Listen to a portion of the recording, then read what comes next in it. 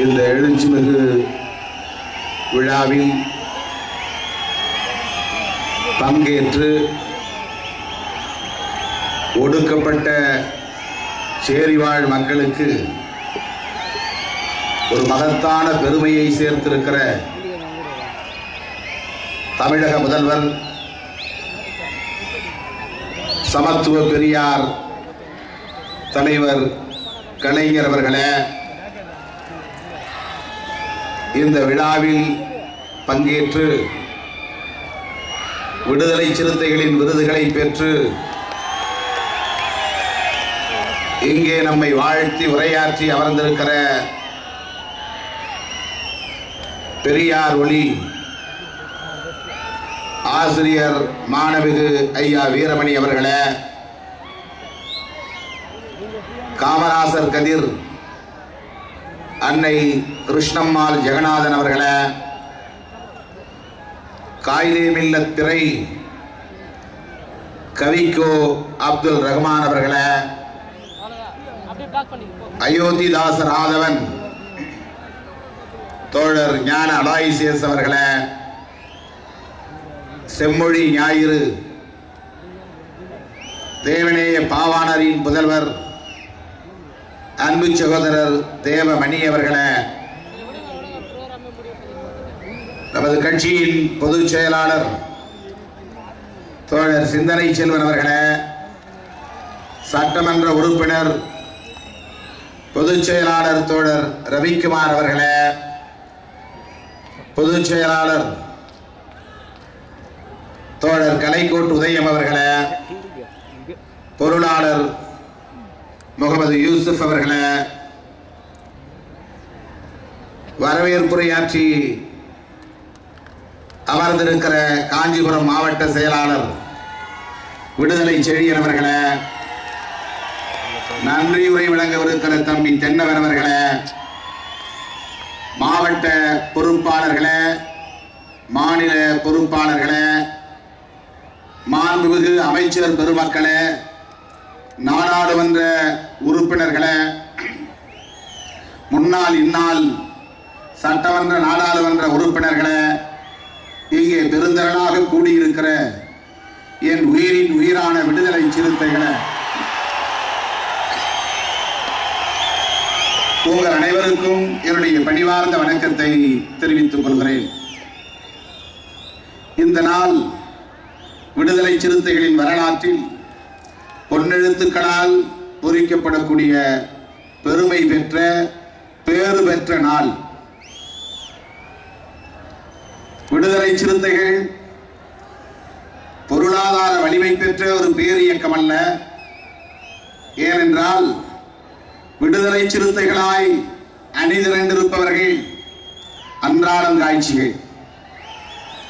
அன்றன்றைக்கு ஓடி ஆடி உழைத்து அன்றன்றைக்கு அடுப்பை ஓட்டி அன்றன்றைக்கு காய்ச்சி குடிக்கிற ஏழை எளிய ஒடுக்கப்பட்ட சமூகத்தை சார்ந்தவர்கள்தான் இன்றைக்கு அடக்குமுறைகளை எதிர்த்து ஒடுக்குமுறைகளை எதிர்த்து ஒரு அரசியல் சக்தியாய் பரிணாமம் பெறுகிற பேரியக்கமாக வளர்ந்து வருகிறது.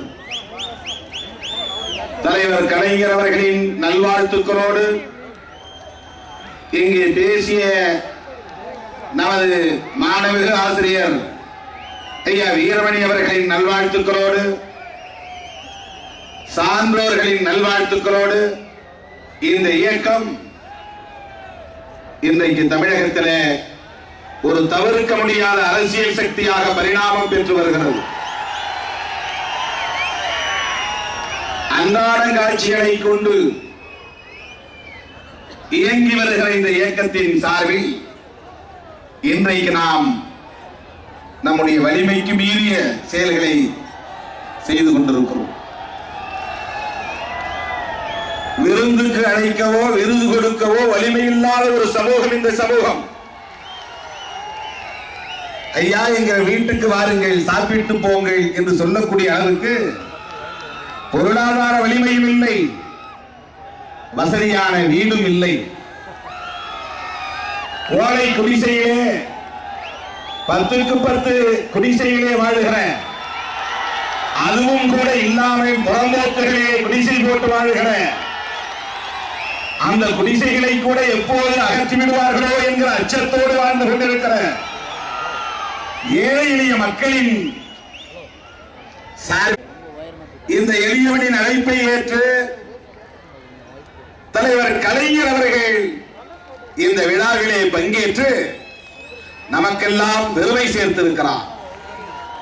திருமாவளவனின் குடிசையிலே வந்து திருமாவளவன் கொடுக்கிற கூழை குடித்தார் கலைஞர் என்று சொன்னால் அது எப்படிப்பட்ட மகிழ்ச்சியை தருமோ, எத்தகைய பெருமையை தருமோ, எவ்வளவு பூரிப்பை தருமோ, எவ்வளவு புலகாங்கிதத்தை அளிக்குமோ, அவ்வளவு பூரிப்பை புலகாங்கிதத்தை நான் அடைந்து நிற்கிறேன். தலைவர் கலைஞர் அவர்கள் திருமாவளவன் பாராட்டக்கூடிய அளவுக்கு, அந்த பாராட்டை எதிர்பார்க்கக்கூடிய அளவுக்கு இருக்கக்கூடிய ஒரு சாதாரண தலைவர் அல்ல.